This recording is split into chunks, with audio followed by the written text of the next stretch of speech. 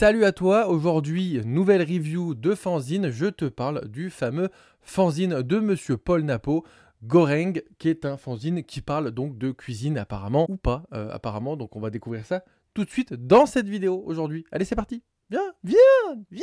Aujourd'hui donc je te parle de ce fanzine Goreng qui a donc été réalisé par Paul Napo, ce photographe français gentiment expatrié dans les îles écossaises ou par là-bas je ne sais où, dans les îles un peu loin de la mer, tout ça, et qui donc est un photographe de rue, un photographe de mariage, qui donc fait des très jolies photos et qui a donc fait un zine sur des photos qu'il a faites, je crois, à Kuala Lumpur, je crois.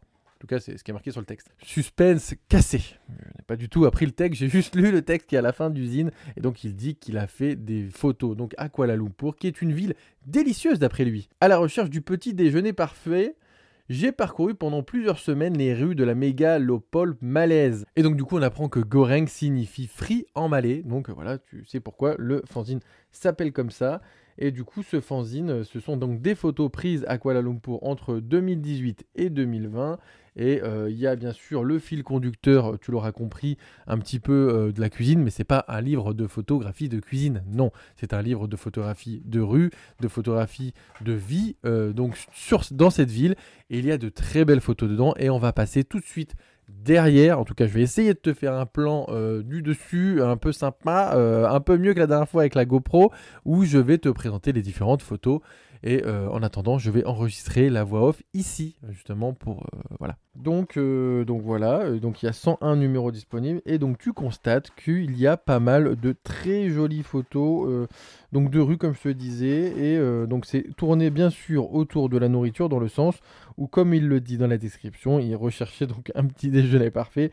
Et donc il a fait des photos au travers de la rue, je pense à la recherche de son repas, hein. Le pauvre, il n'a pas dû souffrir de la faim, j'espère, mais en tout cas il a cherché à manger et il a fait des photos dans la rue. Je trouve que le concept est assez rigolo et je trouve que les photos sont très bien parce que Paul, c'est un excellent photographe de base de street photographie en Écosse ou en Irlande, là où il est actuellement.